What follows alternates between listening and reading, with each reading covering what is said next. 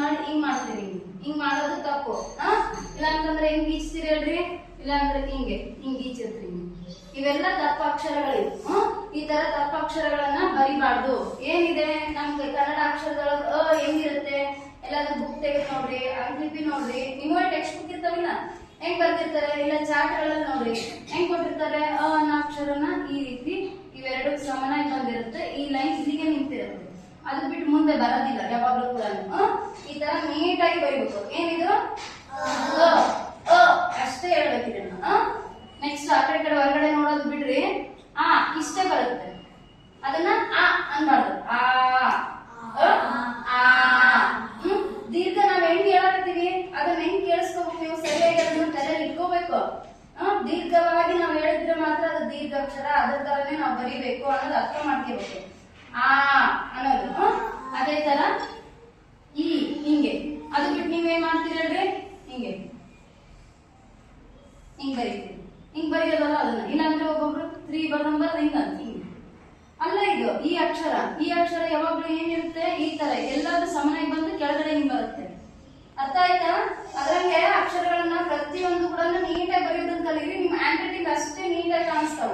ನೀವ್ ಹೆಂಗನೆ ಅದು ಇರೋದನ್ನ ಬಿಟ್ಟು ಗಜಿ ಬಿಜಿ ಬರದ್ರಿ ಅಂತಂದ್ರೆ ನೀಟಾಗಿ ಕಾಣಲ್ಲ. ಇನ್ನೊಬ್ರು ಹೆಂಗ್ ಬರೀತಾರೆ ಗೊತ್ತು, ಹಿಂಗಂತೆ. ಇಲ್ಲ ಅಂತಂದ್ರೆ ಇದು ಬಿಡಲ್ ಬರೋದೇ ಇಲ್ಲ, ಹಿಂಗಂತೆ.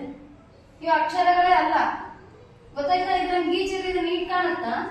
ನಿಮ್ ನೋಟ್ಬುಕ್ ಅಲ್ಲಿ ಬರೀತಿರಲ್ಲ, ಲೈನ್ ಬಿಟ್ಟು ಎತ್ತ ಹೋಗಿರ್ತಾವ, ಹಂಗ ಹೋದ್ರೆಲ್ಲ ನೀಟ್ ಕಾಣ್ತಾವ ಅವೆಲ್ಲ. ಸೊ ಆತರ ಯಾರು ಮಾಡಕ್ ಹೋಗ್ಬೇಡ್ರಿ. ನೀಟಾಗಿ ಈ ರೀತಿನೇ ಅಕ್ಷರದಿಂದಾನೇ ನಿಮ್ಗೆ ಕಲ್ಸಕತ್ತದಲ್ಲ, ನಾನ್ ಕಲ್ಸಿರೋದನ್ನ ಕರೆಕ್ಟ್ ಆಗಿ ತಲೆಯಲ್ಲಿ ಇಟ್ಕೊಳ್ರಿ.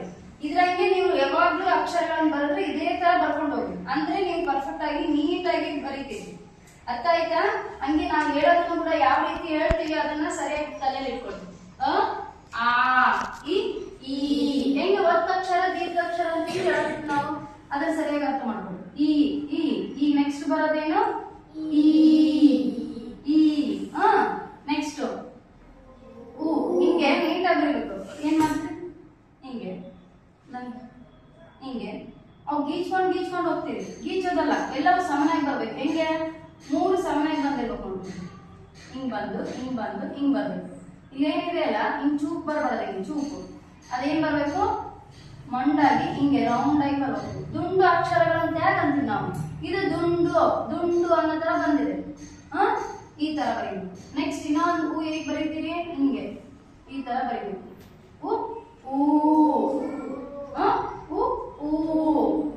ಮುಂದೆ ನೆಕ್ಸ್ಟ್ ಬರೋದು ಯಾವುದು, ರು. ಇವೆಲ್ಲ 3 ಹಿಂಗ್ ಸಮನಾಗಿ ಬರ್ಬೇಕು. 2 ಲೈನ್ ಹೆಂಗ್ ಕೊಟ್ಟಿರ್ತಾರೆ ನೋಡ್ರಿ, ನಿಮ್ಗ 2 ಲೈನ್ ಹಿಂಗ್ ಕೊಟ್ಟಿರ್ತಾರೆ ತಾನೆ. ಹಿಂಗ್ ಕೊಟ್ಟಿದ್ರೆ ನೀವೇನ್ ಮಾಡ್ತೀರಿ, ಹಿಂಗ್ ಒಂದ್ ಬರೋದು ಹಿಂಗ್ ಹೋಗ್ಸಿರ್ತೀರಿ. ಇಲ್ಲಿ ಬಂದಿರ್ತದ ರು. ಹಿಂಗ ಬರೆಯೋದು. ನೀಟಾಗಿ 2 ಲೈನ್ ಹೆಂಗ್ ಬರ್ಬೇಕದು, ಇವೆಲ್ಲವೂ ಸಮನಾಗಿ ಇಲ್ಲಿಂದ ಹಿಂಗ್ ಬಂದ್ರೆ ಹೆಂಗಿರುತ್ತೆ, ಹಿಂಗ್ ಬರುತ್ತೀನ, ಬರುತ್ತೆ ಹಿಂಗ್ ಬರೆಯೋದನ್ನ ಕಲೀರಿ. ನೀಟ್ ಕಾಣ್ತವೆ ಅಕ್ಷರಗಳು. ರು. ಇನ್ನೊಂದು ರು ಬರುತ್ತೆ, ಅದು ಈಗ ನಿಮ್ಗಿಲ್ಲ, ಅದು ಕೂಡ ಗೊತ್ತಿರ್ಲಿ ಅಂತ ಬರೀತೀನಿ. ಅದು ಹೆಂಗಿರುತ್ತೆ, ಈ ತರ ಇರುತ್ತೆ ಅಷ್ಟೇ. ರು. ನೆಕ್ಸ್ಟ್ ಏನ್ ಬರುತ್ತೆ, ಎ. ಇವೆರಡು ಸಮನಾಗಿ ಬರಬಹುದು. ನೀವೇನ್ ಮಾಡ್ತೀರಿ, ಹಿಂಗೆ ಇಷ್ಟೇ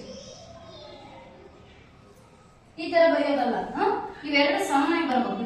ಹಿಂಗೆ ರೌಂಡ್ ಆಗಿ ನೀಟಾಗಿ ತಗೊಂಡು ಇಲ್ಲಿ ಏನೈತಲ್ಲ ಚೂಪಾಗಿ ಬರ್ಬೇಕು. ಇಲ್ಲಿ ಏನಿರುತ್ತೆ ಇದು ಹಿಂಗ್ ಚೂಪ ಬಂದು ಹಿಂಗ್ ಬರ್ಬೇಕು. ಇದನ್ನ ಈ ತರ ಚೂಪ್ ಮಾಡೋದೇ ಇಲ್ಲ. ನೀವು ಏನ್ ಮಾಡ್ತೀರಿ, ಹಿಂಗ್ ಮಾಡ್ಬೇಡ್ರಿ. ಇದನ್ನ ಸೊಟ್ಟೆ ಹಿಂಗ್ ಓಡಿಸ್ಬೇಡ್ರಿ. ಆ ತರ ಮಾಡೋದನ್ನ ಬಿಡ್ರಿ. ನೀಟಾಗಿ ಇದನ್ನ ಎಲ್ಲಿ ಈ ತರ ಚೂಪಾಗಿ ತಗೋಬೇಕು ಅಲ್ಲಿ ತಗೊಳ್ರಿ. ಪ್ರತಿಯೊಂದು ಅಕ್ಷರಗಳಿಗೂ ಕೂಡ ಇದನ್ನ ಇಷ್ಟೇ. ಇದನ್ನ ತಗೊಂಡ್ಬಂದು ಹಿಂಗ್ ಕೂಡಿಸ್ಬಾರ್ದು. ಇದು ಇಷ್ಟಕ್ಕೆ ಬರ್ಬೇಕು, ಇಷ್ಟಕ್ಕೆ ಹಿಂಗ್ ಒಳಿಸ್ಬೇಕು ಅಷ್ಟೇ. ಅದನ್ನು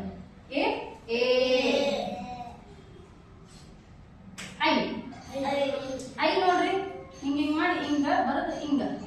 ಹಿಂಗಲ್ಲ ಅದು ಐ. ಇವೆರಡು ಸಮ ಬರ್ಬೇಕು, ಇವೆರಡು ಸಮ ಬಂದಿರ್ಬೇಕು. ಐ ಗೊತ್ತಾಯ್ತಾ? ನೆಕ್ಸ್ಟ್ ಓ. ಇಷ್ಟೆಲ್ಲ ಹೇಳಿದ್ರು ಮತ್ತೆ ಅದೇ ಮಿಸ್ಟೇಕ್ ಮಾಡ್ತೀರಿ. ಓ ಅಂದ್ರೆ ಇದು ಓ ಮೇಲಿಂದ ಬಂದು ಇಲ್ಲಿಗೆ ನಿಂದಿರ್ಸ್ಬೇಕು. ಇದನ್ನ ಹಿಂಗ್ ಮಾಡಿ ಹಿಂಗ್ ಮಾಡೋದು. ಇವೇನೇನ್ ಮಾಡ್ತೀರಿ, ಇದನ್ನ ಹಿಂಗ್ ಬಂದಿರ್ತೀರಿ. ಇಲ್ಲ ಇವೆರಡು ಹಿಂಗ್ ಬಂದು ಕೂಡಿರ್ತೀರ. ಈ ತರ ಕೂಡಿಸ್ಬೇಡ್ರಿ. ಏನ್ ಬರ್ಬೇಕು, ಮೇಲಿದ ಎತ್ತರ ಬಂದಿರ್ಬೇಕು, ಇದು ಕೆಳಗಿಂದ ಗಿಡ್ಡ ಬಂದಿರ್ಬೇಕು. ನೀನ್ ಮತ್ತೆ ಹಂಗೆ ಬರ್ತೀಯಲ್ಲಪ್ಪ ಇವತ್ತು ಕೂಡ ನಿನ್ನೆ ಅಕ್ಷರ ಅಕ್ಷರ ಹೇಳ್ಕೊಟ್ಟಿನಿ ಈ ತರ ಓ ಓ ಇದೇನಿದೆ ಅಲ್ಲ ಓ ಅನ್ನೋದಕ್ಕೆ ಇಲ್ಲಿಗೆ ಬರುತ್ತೆ. ಬೋ ಇನ್ನೊಂದು ಅಕ್ಷರ ಬೋ ಬರುತ್ತಲ್ಲ ಅದಕ್ಕೆ ಇವೆರಡು ಸಮ ಬಂದಿರಬೇಕು. ಇದು ಬೋ, ಇದು ಓ. ಅರ್ಥ ಆಗುತ್ತಾ? ಓ ಓ. ನೆಕ್ಸ್ಟ್ ಅವು, ಅವುಗೆ ಇಲ್ಲಿಗೆ ಬರ್ಬೇಕು. ಇಷ್ಟೇ ಬರ್ಬೇಕು ಅವು. ನೀವೇನ್ ಮಾಡ್ತೀರಿ? ಜಾ ಬರ್ದಂಗೆ ಇಲ್ಲಿ ಬಂದು ಹಿಂಗ್ ಬರ್ತಿದ್ರಿ, ಹಿಂಗ. ಇದು ಜಾ ಅಂತೀವಿ. ಜ ಹಿಂಗ್ ಬರುತ್ತಿಲ್ಲ ಜ, ಅದನ್ನೇ ಕೆಳಗಿಳಿಸಿದ್ರೆ ಜಾ ಆಗುತ್ತೆ. ಆದ್ರೆ ಅವ್ಗೆ ಇಲ್ಲಿ ಮೇಲೆ ಈ ಕೊಂಬ ಐತಲ್ಲ ಇಲ್ಲಿಂದ ಬರ್ಬೇಕಾದ್ರೆ, ಗೊತ್ತಾಯ್ತಾ? ಓ ಹೆಂಗ್ ಬರೀತೀವಲ್ಲ ಓ ಬರ್ದಂಗೆ ಬರೋದು ಮೇಲಿಂದ ಕೊಂಬು ಬರ್ಬೇಕು. ಆ ಓ ಹೆಂಗ್ ಬರ್ತೀವಲ್ಲ ಹಂಗೆ. ಅರ್ಥ ಆಗ್ತದ? ಇನ್ಮೇಲೆ ತಿದ್ಕೊಳ್ತೀರಾ ನೀವು? ಪ್ರತಿಯೊಂದು ಅಕ್ಷರಗಳನ್ನ ಹೇಳಕತ್ತದಲ್ಲ ಸರಿಯಾಗಿ ಕೇಳಿಸ್ಕೊಂಡು ಅರ್ಥ ಮಾಡ್ಕೊಂಡು ಅದೇ ತರ ಬರೆಯೋದಕ್ಕೆ ಪ್ರಯತ್ನ ಪಡಿ. ಅಂದ್ರೆ ನೀವು ಎಲ್ಲದರಲ್ಲೂ ಕೂಡ ಪರ್ಫೆಕ್ಟ್ ಆಗಿ ಬರೆಯೋದನ್ನ ಕಲಿತೀರಿ. ಇಲ್ಲಾಂದ್ರೆ ಮತ್ತೆ ಗೀಚದ ಶುಪುತ್ರ ಆಹಾ ಈ ತರ ಅಕ್ಷರಗಳನ್ನು ಒಂದೊಂದಾಗಿ ನೀಟಾಗಿ ಬರೆಯೋದನ್ನ ಕಲಿಬೇಕು.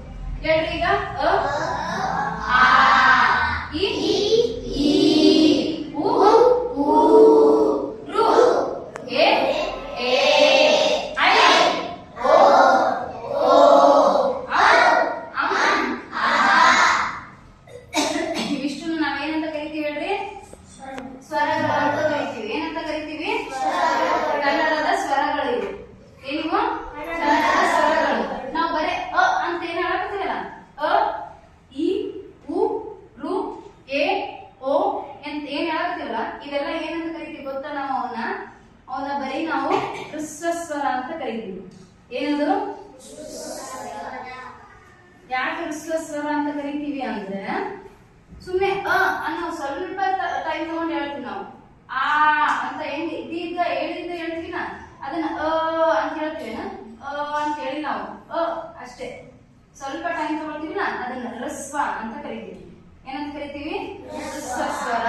ಅದೇ ತರ ಈಗ ಆ ಅಂತ ಇಳಿಸಿ ಹೇಳ್ತೀವಲ್ಲ ಅವನ್ನ ನಾವು ದೀರ್ಘ ಸ್ವರ ಅಂತ ಕರಿತೀವಿ. ಏನಂತ ಕರಿತೀವಿ? ದೀರ್ಘ ಸ್ವರ ಅಂತ ಕರಿತೀವಿ. ಗೊತ್ತಾಯ್ತಾ? ದೀರ್ಘ ಅಂತ ಹೇಳ್ತೀವಿ, ದೀರ್ಘವಾಗಿ ಹೇಳ್ತೀವಿ. ಆ ಈ ಊ ಆತರ ನಾವು ಹೇಳ್ತೀವಿ ನಾ, ಅವೆಲ್ಲ ಏನಾಗಿರ್ತವೆ? ದೀರ್ಘ ಸ್ವರಗಳು. ಇವು ಮುಂದೆ ನಿಮ್ಗೆ ಗ್ರಾಮರ್ ಹೇಳುವಾಗ ಹೇಳ್ತೀನಿ. ಈಗ ಎದಕ್ಕ ನಿಮ್ಗೆ ಆ ಅಂತ ಹೇಳಿದ್ವಿ ಅಂತ ಇದು ಗೊತ್ತಾಗ್ಲಿ ಅಂತ ಹೇಳಿದೀನಿ. ಅರ್ಥ ಆಯ್ತಾ? ಈಗ ಮಿಸ್ ಶಬ್ದಗಳು ಹೇಳುತ್ತಿರ್ತಾರೆ ನೋಡಿದೀವಿ. ಈಗ ನೀವು ಇಷ್ಟೊತ್ತು ಶಬ್ದ ಓದಿದ್ರಲ್ಲಪ್ಪ, ಶಬ್ದ ಓದಿದಾಗ ಏನ್ ಹೇಳಕತ್ತಿದ್ರಿ ನೀವು? ಇಲ್ಲಿ ನೇಸರ ಅಂತ ಐತಿ, ರ ಅಂತ ಐತಿ. ನೀವು ಅದನ್ನ ಏನ್ ಮಾಡಕತ್ತಿದ್ರಿ? ನೇಸರ್ ಅಂತ. ರ ಅನ್ನೋದು ರ ಬೇರೆ, ರ ಬೇರೆ. ಅರ್ ಅನ್ನೋ ಬರೋದು ಏನಿದೆ ಅದು ಅದನ್ನ ವ್ಯಂಜನ ಅಂತ ಕರಿತೀವಿ. ಕನ್ನಡದಾಗ ಈ ತರ ಅರ್ ಸೌಂಡ್ ತಗೊಳಲ್ಲ ನಾವು, ಪೂರ್ತಿಯಾಗಿ ರ ಅಂತಾನೆ ಓದೋದು. ಗೊತ್ತಾಯ್ತಾ?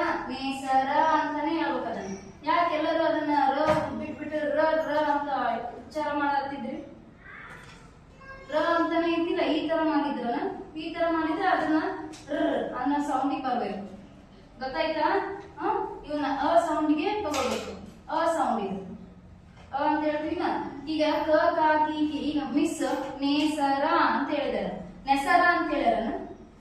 ನೆಸರ ಅಂದ್ರೆ ಏನ್ ಬರೀಬೇಕು? ಈ ದೀರ್ಘ ತೆಗಿಬೇಕು, ನೆಸರ ಆಗುತ್ತೆ. ಕೆಸರು ಬರೀತೀವಿ,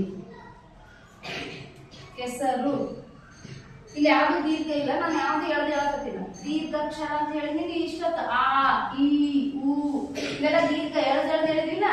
ಹೇಳೋದ್ನಾಗ ಏನಾಯ್ತು ಹೇಳ್ರಿ? ದೀರ್ಘಾಕ್ಷರ ಅಂತಾನೆ ಹೇಳಿದ್ವಿ. ಅವಕ್ಕೆ ಸಂಬಂಧಪಟ್ಟಂಗೆ ದೀರ್ಘಗಳಿವೆ. ಹೌದಾ? ಈಗ ಕ ಕಾ ಕಿ ಕಿ ಇದರಿಂದಾನೇ ಬಿಟ್ಕೊಂತೀವಿಲ್ಲ. ಕ ಕಾ ಕಿ ಕಿ ಕ ಪ್ಲಸ್ ಅ ಸೇರಿ ಕ ಆಯ್ತಿಲ್ಲ. ಅದೇ ತರ ಕ ಪ್ಲಸ್ ಆ ಸೇರಿ ಏನಾಗುತ್ತೆ? ಕ ಆಗುತ್ತೆ. ಹೌದಾ? ಕ ಈ ಆ ಕ. ಅದೇ ತರ ಕಿ ಕಿ ಮತ್ತೆ ಕು ಕೆ ಕೋ ಎಲ್ಲದಕ್ಕೂ ಏನ್ ಬರ್ತಾವ? ದೀರ್ಘ ಬರ್ತಾವ. ಅವಾಗ ದೀರ್ಘ ಬಂದ ನೇಸರ ಅಂತ ಹೇಳಿದಂಗ. ಹೇಳಿದ ಎಲ್ಲಿ ಶಬ್ದಗಳು ಬರೆಯೋದನ್ನ ನೀವು ಅಬ್ಸರ್ವ್ ಮಾಡ್ಕೋಬೇಕು. ಹೆಂಗ್ ಹೇಳಕತ್ತಾರ ಮಿಸ್ ಅದನ್ನ ರಿಪೀಟ್ ನಿಮ್ ಬಾಯಲ್ಲಿ ಸೌಂಡ್ ಮಾಡ್ಕೋಬೇಕು. ನೇಸರ ಅಂತ ಬಂದಾಗ ಏನಾಯ್ತಲ್ಲಿ? ದೀರ್ಘ ಬರ್ತೀನ, ದೀರ್ಘ ಕೊಡ್ಬೇಕು ಅಂತ ಗೊತ್ತಾಗಬೇಕು. ಕೋಳಿ ಕೋಳಿ ಅಂತ ಹೇಳುವಾಗ ಕೋ ದೀರ್ಘ ಬಂದಿರುತ್ತೆ. ಅದು ಕೊಳಿ ಅಂತ ಹೇಳಿರ್ತಾರ, ಕೊಳಿ ಅಂತ ಹೇಳ್ತಾರ. ಇನ್ನ ಅದೇ ಕೊಳೆ ಅಂತ ಹೇಳ್ತಾರೆ.